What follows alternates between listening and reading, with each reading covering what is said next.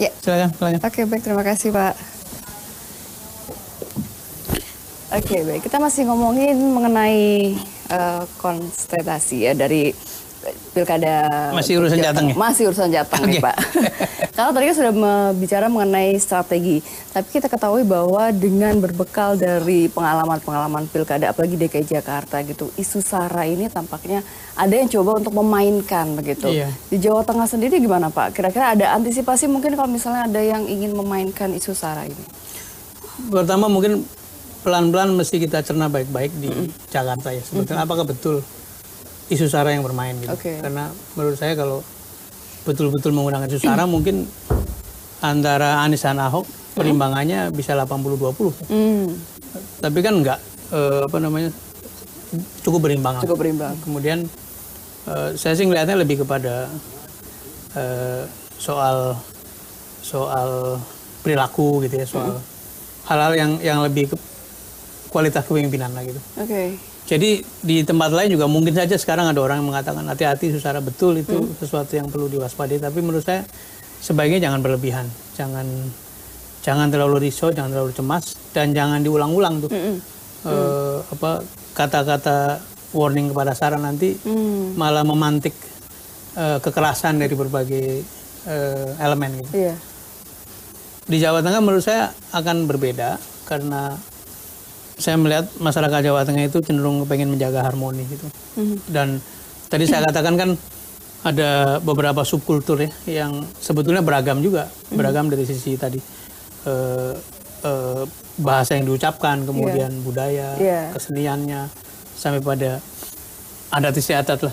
Dan begitu pun nanti kalau ngomong struktur agama, struktur suku-sukunya itu walaupun sama-sama Jawa tapi ada banyak variasinya. Jadi menurut saya yang perlu ditawarkan kepada masyarakat Jawa Tengah, jangan tumpukan itu. Bahwa nanti ada sekelompok orang yang misalnya nih, saya ambil contoh saja. Misalnya ada satu jamaah gereja berdiskusi kemudian mengatakan mari kita pilih Sudirman gitu. Saya tidak menafsirkan sebagai SARA. Itu adalah aspirasi kelompok masyarakat yang pengen milih pemimpinnya gitu. Begitupun nanti kalau ada kelompok muda gitu. Berdiskusi, kami sepakat jamaah ini memilih Pak Ganjar atau siapapun. Buat saya itu bukan SARA, itu adalah elemen masyarakat yang kebetulan berkumpul, punya kesamaan, kemudian memilih pemimpinnya. Sampai kepada nanti ada umat Islam yang mengatakan kita akan pilih si A, si B. Menurut saya itu sesuatu yang legitimate. Bung Karno pun mengatakan begitu. Jadi menurut saya kuncinya adalah para pembentuk opini jangan membesar-besarkan isu ini, malah harus menganggap sebagai satu kenyataan yang harus dikelola dengan baik. Dan juga yang penting adalah para calonnya itu jangan mengkapitalisir masalah ini. Mengkotak-kotakan gitu ya, agama, suku. Nah saya berharap nanti di Jawa Tengah tidak terlalu tajam. Baik. Nah kalau soal untuk wakil ini, nah siapa nih kira-kira yang akan dilirik untuk menjadi wakil Pak Dirman? Saya akan dicalonkan oleh Gerindra, PAN dan PKS ya. Dan sebagian elemen P3 juga mendukung. Saya bersyukur karena dari segi warna politik ini cukup beragam. Ada PKS yang Islam moderat gitu ya. Kemudian ada PAN itu PKS menyebutnya religius nasionalis gitu. Kemudian PAN juga begitu. Ada akar budayanya dari teman-teman Muhammadiyah tapi juga sudah berkembang ke Islam moderat. Nah kemudian yang di tengah adalah Gerindra. Gerindra lambangnya Garuda, warnanya merah putih segala macam. Jadi saya berharap nanti calon wakil gubernurnya adalah yang bisa memperlebar basis dukungan gitu. Jadi bisa dari kalangan Nahdien gitu. Kalau siapa tahu teman-teman PKB dan P3 mau memberikan dukungan. Bisa juga dari kalangan nasionalis yang memang menjangkau sebagian tadi warna yang belum masuk ke dalam dukungan. Gitu ya.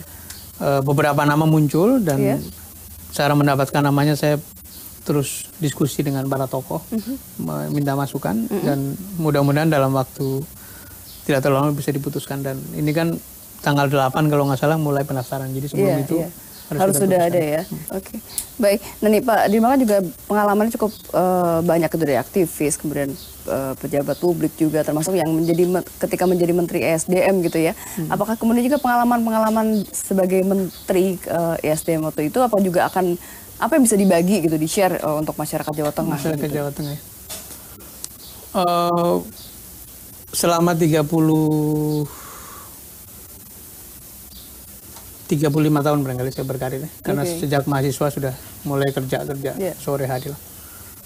Itu ada 7 pekerjaan penting yang saya merasa itu sesuatu yang secara profesional bisa saya catat sebagai capaian-capaian penting. Pernah ngurus profesi dan dani organisasi Ikatan Angkutan Indonesia. Saya kira yang masih di sana juga masih ingat apa yang saya kerjakan. Berbenah training, berbenah publikasi, standar setting sampai sertifikasi gitu. Kemudian saya pernah ditugasi menata bisnis TNI sesuai dengan Undang-Undang TNI tahun 2001. Mengaudit seluruh yayasan beserta anak usahanya, kemudian strukturisasi, kemudian sebagian mesti dilepaskan memang tidak diperbolehkan. Kemudian saya juga pernah di Aceh bersama Pak Kuntoro sebagai salah satu deputi untuk rekonstruksi dan rehabilitasi setelah tsunami. Saya pernah di Pindad dan juga pernah di Pertamina dan terakhir di SDM. Jadi tentu di swasta saya pernah bekerja juga. Nah beberapa tugas yang penting itu saya kategorikan sebagai tugas berbenah organisasi. Jadi orang bertanya, jadi bidangmu apa gitu? Kok ngacak bener tuh sektornya gitu ya? Lompat-lompat. Saya mengatakan saya ini praktisi pengembangan organisasi, praktisi transformasi lah. Jadi mau kemanapun saya membawa frame itu. Kerjanya bagaimana? Kerjanya masuk ke satu institusi, melihat persoalannya apa, melihat ruang perbaikannya di mana, kemudian mulai menata gitu. Dan menatanya itu dari mulai menata orang, menata leadershipnya, menata manajemennya, menata struktur atau cara kerja, bisnis proses, sampai menata budaya gitu. Tidak semuanya saya bisa duduk lama seperti di SDM kemarin hanya 2 tahun, tapi karena kita menyentuh aspek fundamental dari segi leadership, dari segi culture, maka mudah-mudahan bisa berjalan meskipun kitanya sudah tidak ada. Nah, itu yang ingin saya bawa. Ya, orang menyebutnya legacy. Itu yang ingin saya bawa ke Jawa Tengah, dan mudah-mudahan Jawa Tengah sebagai satu institusi daerah bisa kita lihat problemnya apa, kesempatannya apa, kemudian kita masuk dengan ide-ide atau inisiatif pembenahan. Karena tadi kalau sempat disinggung kan artinya banyak sekali ruang-ruang yang masih perlu diperbaiki begitu ya, termasuk misalnya kalau bicara mengenai ya salah satu contohnya adalah Jawa Tengah ini kan tanahnya luas, perkebunan luas, tapi kalau dikatakan tadi petaninya kurang sejahtera gitu, tingkat kemiskinan tinggi gitu. Kalau dia sebenarnya apa sebabnya sih Pak? Iya. Korelasinya ke pendidikan menurut saya. Karena saya juga ngalami sendiri. Setelah dilihat ternyata memang ada korelasi yang kuat antara tingkat pendidikan sama kesejahteraan. Karena dengan pendidikan itu kan orang punya pengetahuan, punya network, punya wawasan, punya referensi gitu ya. Sementara teman-teman saya yang tetap tinggal di desa ya begitu-begitu aja. Jadi kuncinya memang pendidikan harus didorong. Sambil tadi pemerintah harus turun tangan untuk memberikan fasilitasi, lapangan kerja. Kalau bicara pertanian, menurut saya ada 3 intervensi yang bisa dikerjakan campur tangan pemerintah. Nomor 1, bagaimana lahan dikonsolidasi supaya petani itu bisa secara terorganisir punya lahan yang lebih lebar, sehingga yang kedua punya akses kepada lembaga keuangan. Jadi cukup skala ekonomisnya itu. Nah yang ketiga yang mesti dikerjakan pemerintah adalah bagaimana menyediakan tempat-tempat penyimpanan hasil pertanian, gudang, tempat pengawetan, sehingga pada waktu panen dan banjir produknya itu petani tidak serta-merta harus menjual langsung, sehingga bisa menunggu harga bagus gitu-gitu. Nah ini 3 ini mungkin akan saya dorong kalau saya dipercaya sebagai masyarakat oleh masyarakat sebagai gubernur. Oke, baik, kita akan lanjut kembali perbincangannya. Kami kembali saat lagi, tetap bersama kami.